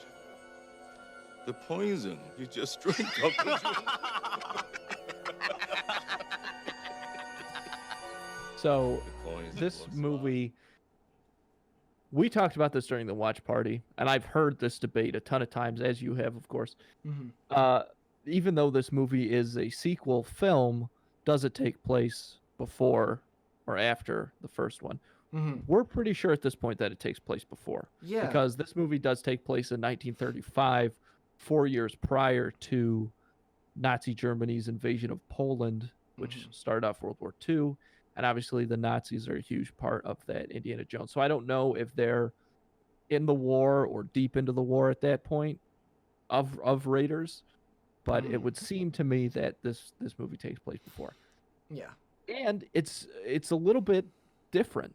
This movie, I think, is as a whole scarier across the board. It's still an incredible adventure, but it's different. So Indiana Jones crash lands with his partner Short Round and this singer Willie. They crash land in somewhere in India. They stumble upon this village whose sacred artifact, which is this stone that they say is magical and helps the land grow, has been stolen along with all of the children in the village. So Indiana Jones, being the great guy that he is, searches now. He makes it his mission to travel to the palace by this village and try and get these kids back to see what he can dig up, try and help these people. He stumbles upon this ancient cult, and holy shit, things start to go off. This is the famous movie. It's got that famous moment where a guy removes another fella's heart out of his chest, Kali Ma. But this movie also includes one of the greatest scenes in the history of cinema, which is the opening scene where Indiana Jones gets poisoned by Roy Chow's character, Lao Chi, who was in the movie very briefly, but I think he does an excellent job. And I'm glad it's the clip that Joe just showed of Indiana Jones. He pulls out the little vial. Lao does, that is. And Indiana Jones goes, "What's that?" "The poison. You just drank the poison." Or it's the antidote. Antidote. To what? To the poison you just drank. Incredible. My best pal Bill, he used to, we used to do that back and forth all the time back in the day. I'll never forget the first time he did it because he was like laughing. And I went, what? And we played out the whole scene completely unplanned. It's one of my fondest memories. And holy shit, god damn it, so funny. Yeah. I love that. I love that part so much. I could watch that part over and over again. What a phenomenal way to reveal to someone that they've just been poisoned. It's a great opening. So funny. In general. I remember I mean, you can watch the watch party, but I was like, why are we going through the whole anything goes opening number? But looking back at it, and like after like you see the scene, it's like, no, that was it's a really good way to actually open the film, like, honestly. It just it really I don't know, it just, the style of the opening scene is really, really awesome. I guess I think it's very, it really, it kind of sets you up for this more I don't know if this is the right word, but spectacular Indiana Jones story, because it's way more visual.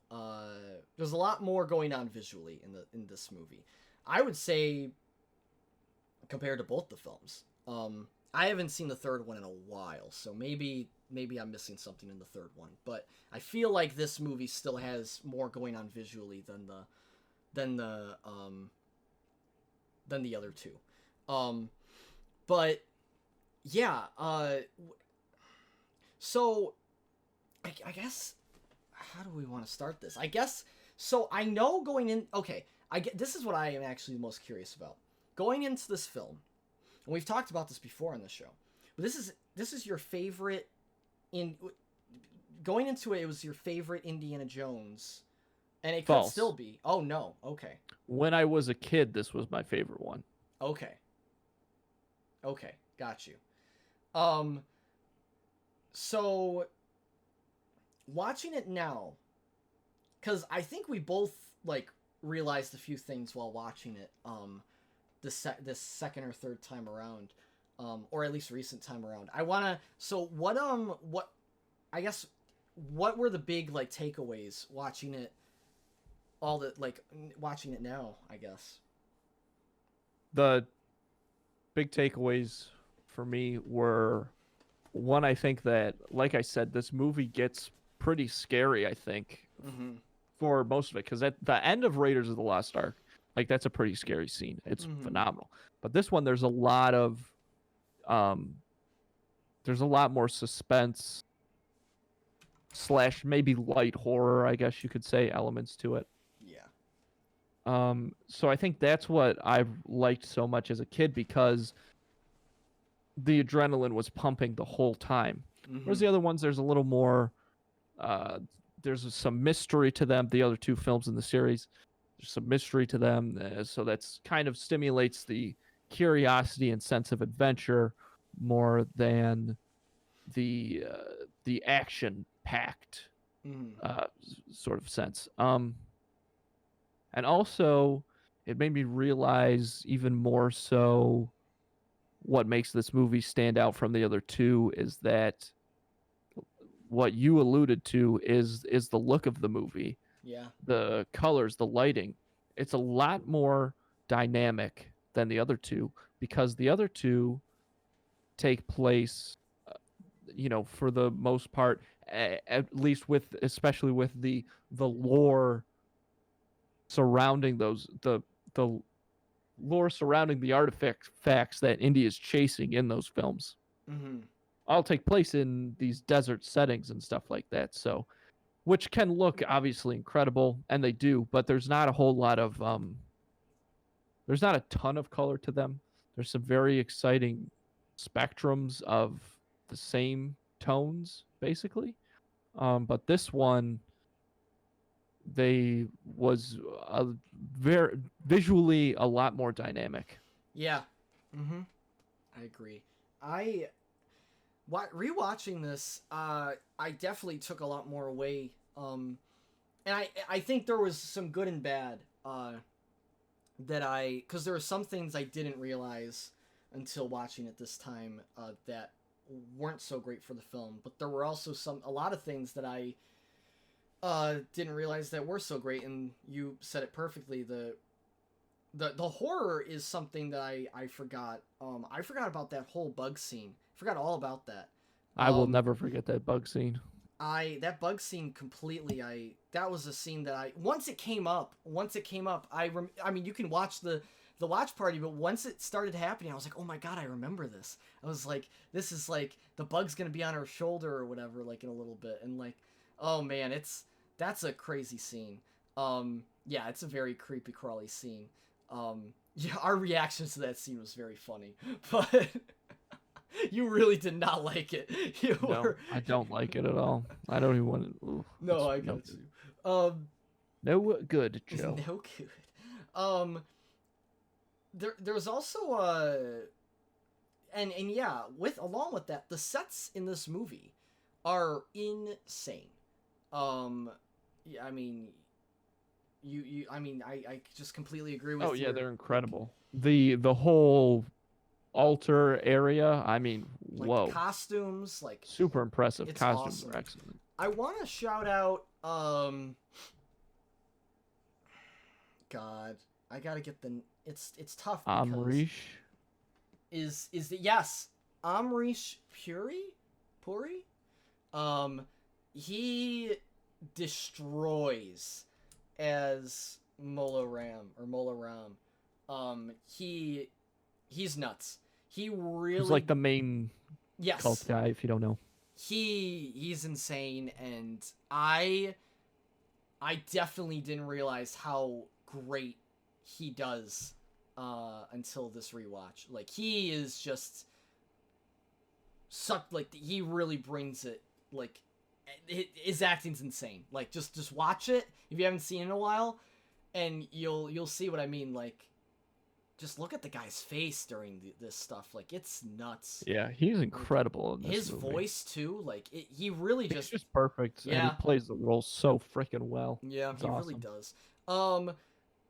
I want to say the thing that I took away from this film that I really enjoyed, and it's probably my favorite part about the film is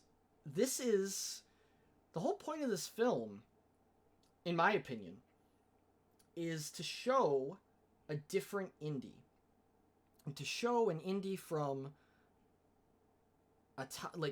of who he was before Raiders, and how he maybe his perspective was different, because I didn't realize until watching this again that he literally says, like, fortune and glory, like that is what he is after, for, like, as much as he's doing this for, or at least as much as he tells himself that he's doing this for the the kids, and I'm not saying he's not doing it for the kids. I would flip that, honestly. Hmm. I think that he is still telling himself that he is just doing it for the fortune and glory, and he is coming to realize through this movie that there's he's not just that. So I would actually flip those two. I think he realizes it, but I think at first that's interesting. See, I thought the way I was thinking about it was at first he was thinking that, but like, because right when he sees those rocks, it really solidifies, like, really, like, what he does and what he wants. And I think that opening scene too with the diamond. But at the end, he lets the rocks fall. You're right. And he saves the one. I'm saying that's the development. I'm saying I agree. That's by the end of the movie. Is him coming to realize that. Yeah. Yes, okay. I see. Yes. So the movie is him coming to realize that, but for a lot of the movie, it is him being this character who is a little bit, I'd say a little bit more I guess in it for different reasons than in the first movie. And I'm not saying, and that doesn't mean that and this is the thing, in the first movie we do get a little glimpse of that part too, because in the opening scene of Raiders of the Lost Ark, I mean, you see the same look in his eye when he has the idol. It's a very similar thing. So you can tell that that's still a part of him, but I guess, I'm probably just over-explaining at this point, but I really liked that we were seeing a different stage of Indy in his life. I thought that was really cool. And it's not like he's an unlikable character or anything. That couldn't be farther from the truth. It's just, it's an extra layer that makes the movie, I think, more compelling to watch, because it's really cool to see that growth throughout the film. Because, and I mean, I think a big part of that is his whole relationship with Short Round too, which is a huge part of this movie. And I had a feeling that when we were revisiting this film, I was like, oh man, like, I know Short Round's supposed to be like, the funny character, and like, he's that's probably like I don't know how much like substance is gonna be there because I can't remember. But no, Short Round has like him, and his relationship with Short Round like carries this movie. Like, honestly, like, because if you think that his relationship with Willie is it, then you're blind. Because that's the worst part of the movie, I think. I couldn't do it. I was really holding out, man. I was really trying to see like when this character would get any better.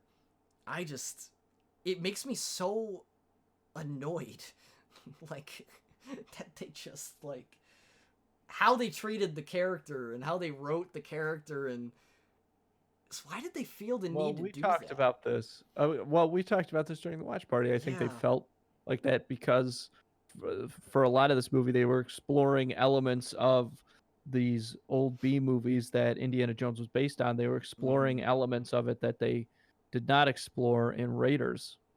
But it did not pay off. I disagree. I think they served the exact purpose that they were supposed to. You think that her character was... What are you going to say here? Go ahead. Like, you're telling me that you think like what they did with her character paid off. Did it pay off? Because you were saying that the elements that they took from the B movies paid off, and I don't think that one did. Interesting. I think that paid off paid off. That's an interesting way to put that. Because I think it's the worst part of the movie. That's fine. But I think that they played that element perfectly to be exactly what it was, and her character perfectly to be exactly what it was. I understand that you didn't like it. Yeah, I don't think you. I didn't think you were liking it either, though. Like, it didn't seem. Well, like... it's not like I didn't really care, I guess, ultimately. Let me say a couple things here, wrap this thought up. I just think that while sure that character was annoying and stuff, she most definitely was perfect for what she was supposed to be, which was that. I guess I just... One of the big things that we talked about during the watch party, this is huge, is that going from the female lead in Raiders, Marion, who is awesome. Yeah. And a very strong independent woman, to Willie, it did feel like backtracking. Yeah. And so I do think that made it a lot harder for us to accept as the audience. But keeping in mind, if this is an early indie, that makes a lot of sense. But I guess we can also assume likely that Indy and Miriam had already met originally for the first time, because they did get together for the first time when she was 15, and her dad was Indy's mentor. So yeah, I think but I guess that doesn't have to do with anything. So I just, for me, I understand why. I guess I can see.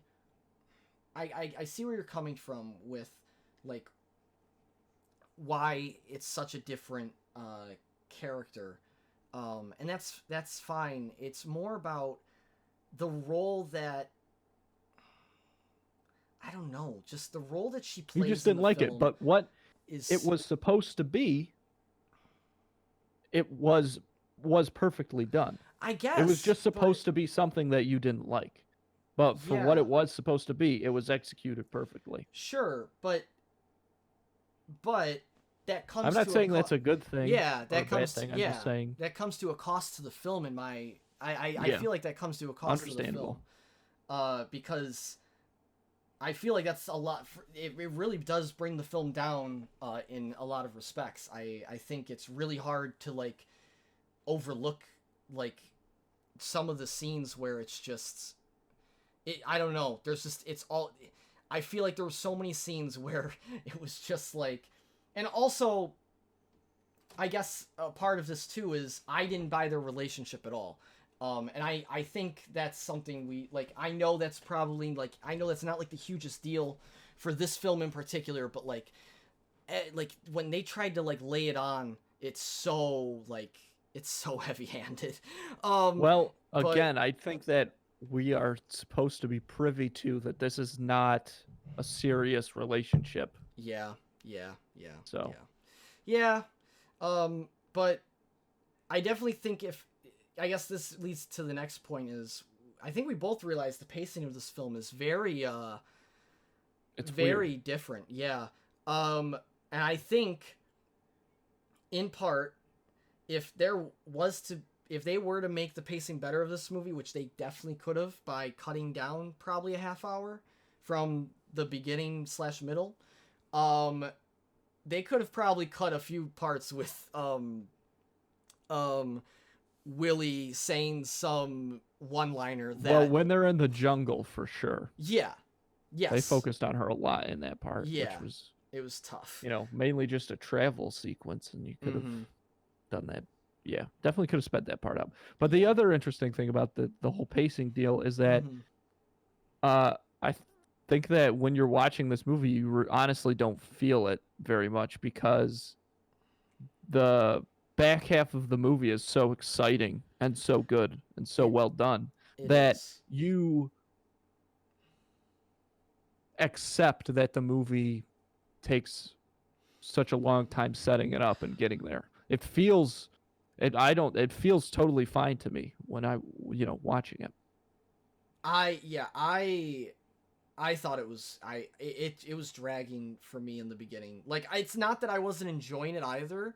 It was just, I mean, there were parts I weren't enjoying specifically because of Willie's character. And I know, like, I know, like, it's probably not like this for everyone, but she really brought the film down for me. Like, her character just was so frustrating to, just be, just the way she is used in the film is so frustrating, I feel like. That first part, and she's mainly frustrated in that first half of the movie, and I think it takes like about an hour and 20 minutes, maybe an hour and 10 minutes to get to the actual temple stuff. It takes a good amount of time to get there. And the whole first half, if not more, is just a lot of exposition. And it's fine to have exposition. It's just, I think the way they spaced it out and delivered it, and a lot of it goes with the travel scene, is a little drawn out, I think. However, that exposition was certainly necessary.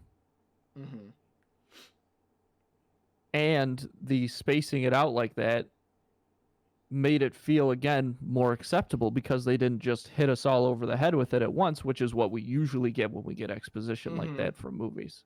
Sure. I just think there is time that could have definitely been I just don't think this movie needed to be 2 hours long. I really strongly believe that this movie could have easily been an hour I think this movie could have easily been an hour and a half. I don't think this movie needed to be 2 hours long. I think there was plenty that they could have shaved from the beginning. Like, there are so many scenes that could have just been deleted scenes, in my opinion. Like, and I think, and the exposition is necessary, but I think there's some of it that was also it wasn't like it was bad. It just wasn't, maybe it just wasn't necessary.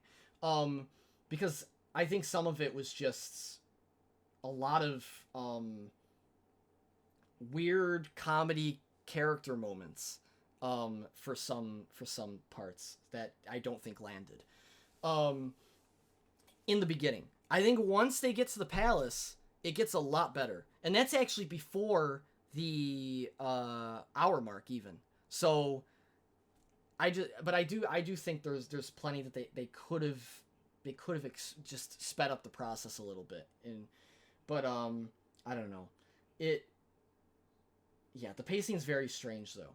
Cuz once they get to, like, I think the first half of this movie is like just not that like strong compared to when they get to the second half of the movie, and it's like, or the third of the movie, and it's like it's insane how good that part is. Like, that once you get there, it's like, oh, like, shit's real.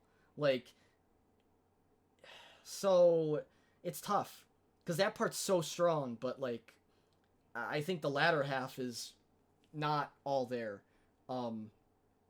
But yeah, that's I guess the main thing that I realized when rewatching this is because I didn't even notice like that part as much. Yeah, it's interesting. We talked about how this movie doesn't have any like time jumps or travel in it. Airplane travel, like, you know, the map travel, which it doesn't, but it still has plenty of, it still does have plenty, like we said, like with that travel scene in particular, there's plenty of time and, you know, stuff going on there. But yeah, that is kind of the interesting thing, is that it's really a contained adventure. Once they get to the palace, everything's going on there. Yep. Which is cool. It's super different from the other two movies. and certainly different from a lot of these adventure, treasure hunter esque movies. I think this movie as a prequel works really well. I really think it makes a lot of sense. Yeah. Especially for Indy's character. Short Round and Indy's relationship is great. Like, they have so many good moments, like really touching moments too. Like they really do a good job. When there's a lot of good action scenes too. I think they're spaced out. I don't like a big thing with the pacing for me too is I don't know how they would have fixed it though, other than speeding up the intro, or not the intro, the I guess beginning to middle part, but I think the action is really like spaced out, and it almost gets to the point where you're like, okay, like come on, like I'm waiting for like something to happen here, but it ends up getting there. I think it takes just the acceptable amount of time before it gets a little too long. But yeah, I don't know. It's very interesting. What do you think of the cinematography of this movie? Again, I thought it was very different from the other two. Mm-hmm. More dynamic in a lot of ways. Yeah, it really is. And I think it helped the movie out a lot. I think that they walked a tight line between having, it be a much scarier movie, I think, than the other two, and still being a fun adventure. And the cinematography had a lot to do with that. Yeah, it really kept it interesting. I really do prefer the look of this movie compared to, like, I think this is the best looking Indiana Jones movie color-wise, and yeah, it's really dynamic. It's really cool. So yeah, I do appreciate that a lot. So I like that element a lot. One thing, I guess there's only one more thing that I can think of that we haven't talked about yet. Is the music in this film. It's very, very different, and it's so different. Well, no. It's not like super different. It's not like a whole different score, but like by the time you get to the actual theme at the end of the movie, it's like it's so jarring, and but after like you get like it's not necessarily bad. It's just I don't know. I remember when we were watching it, I was like, "Oh my god, it sounds weird." It's like it. Well, it again, sounds because weird. that theme is certainly written for obviously it was written for Raiders, so it's meant for a movie that's more like that and Last Crusade. And this one being the, tonally black sheep of the trilogy. Yeah. It, there's a parts in the movie where it's like, okay, this is a big sequence, so we have to have the main theme in it. But because this is such, a different movie, yeah, the theme doesn't work. It doesn't mesh as well. Yeah. Which is definitely very interesting. And as it went on, like, I was like, no, I'm feeling it now. Like, it's just, when it first comes on, it's a little jarring. It's like, whoa, like, that's, like, out of nowhere. But no, it works. Yeah, I don't know. I mean, I guess we didn't talk about too much about the climax other than it's great. It is great. I mean, the minecart sequence is awesome. The bridge sequence is awesome. There's a lot of callbacks in this movie. Yeah.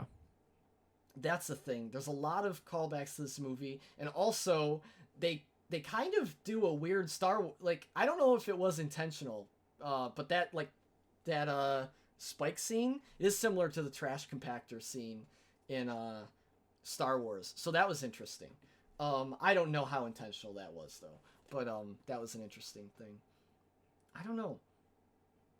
It was cool though. It was really cool. It's always a great movie to watch. It's a fun movie. It was a really fun movie to do. And it's cool, like, because I don't know. There's a lot more to it than I remember, so it was nice to revisit that.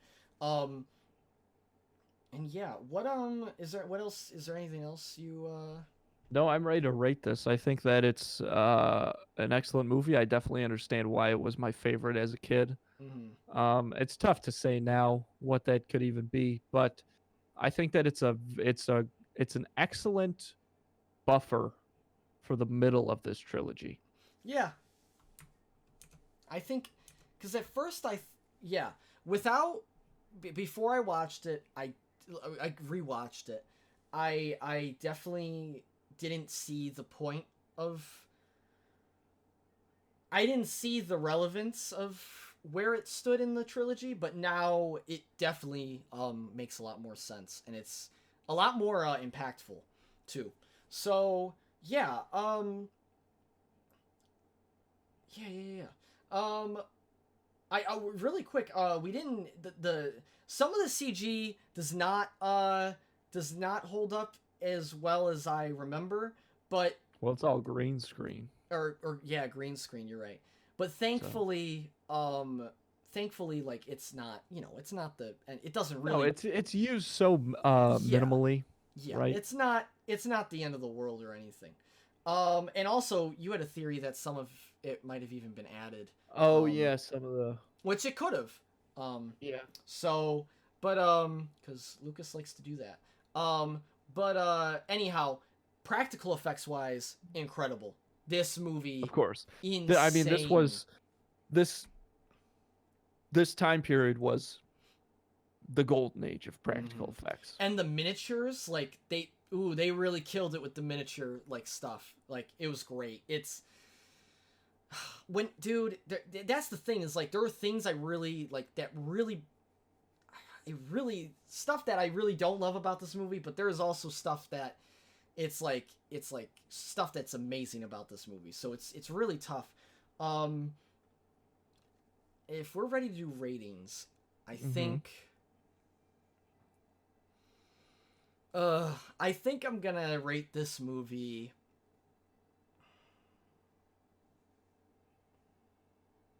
I'm gonna rate this movie 7.5 juice boxes out of 10. That seems pretty low to me. It seems too low to me. Jesus, 7.5. The highest for me, the highest I would go I is 8. understand. Wild. Holy shit! I didn't expect you to go that low. Dude, But personally, I'm gonna have to give it 9 juice boxes out of 10. wow, that's crazy. It's a fun movie. It is a fun movie. I can't overlook the first half of the movie's flaws. It's just, and I can't, like, I know, like, I understand that what they were going for with the one character was what they were going for, and it, like, that, it portrays that, but I think it was a terrible choice. I cannot disagree with the decision of that more. I think it really brought the film down. If anything, they could have at least toned it back a bit. But I don't know. But yeah, it's but yeah, I still think I agree. I think it's a really fun movie. Yeah, the highest I would go is 8, I think, but I think 7.5. It's still really enjoyable. There's just some things that I couldn't get over with it. But yeah, it's still really good, and I would recommend it to anyone as I think it's a good movie. And it has some of the best Indiana Jones like moments as well. So definitely, like, if you haven't seen it for some reason, or if you haven't seen it in a while, I definitely recommend watching it.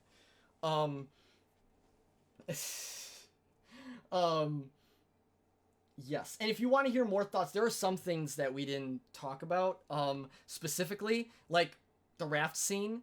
We talk about that a lot during the watch party, so I would just watch and same with the intro scene. Like we said, we like the intro scene, but there's a lot in the intro scene that's really great that we didn't touch on. So just watch the watch party if you want to hear more specifics. But yeah, cool. Well, damn, I think that brings us to the end of this episode of Film Juice. damn, we're like ending at a reasonable. It's not like crazy. Damn, we did a good job on time this week. I'll take it. Yeah. Hell yeah. So yes. You can follow us on Twitter at Film Juice Pod. You can follow us on Instagram at film_juice. You can also And- just follow Joe in the street. If you see him walking around, you can just walk behind him. Get as close as you like. Oh no. And you can. Oh, jeez, I lost my train of thought there. You can also, if you want to like be notified of watch parties, and support the show more, subscribe to the YouTube channel. It's just Film Juice Podcasts on YouTube. And yeah, we're gonna have more watch parties coming up. We're also gonna have more. The next watch party, the way we're deciding the film is gonna be pretty fun. So, and it has to do with you guys. So definitely check it out. That'll be on Instagram and Twitter. So I would definitely not miss out on that. And yeah, that more info on that to come soon. And yeah, anyhow, I think that's all there is to it this week. It was super. This has been a great episode. I'm super glad we're back doing this. And yeah, this is great. Same time, same place. My name's Joe Dorado. Well, okay. At least you didn't say the not really part at the end of that. That's fine. That makes it so much better. And I'm Andrew Canada, and we'll see you next time at the movies. That's how you close. That's how you close. Watch.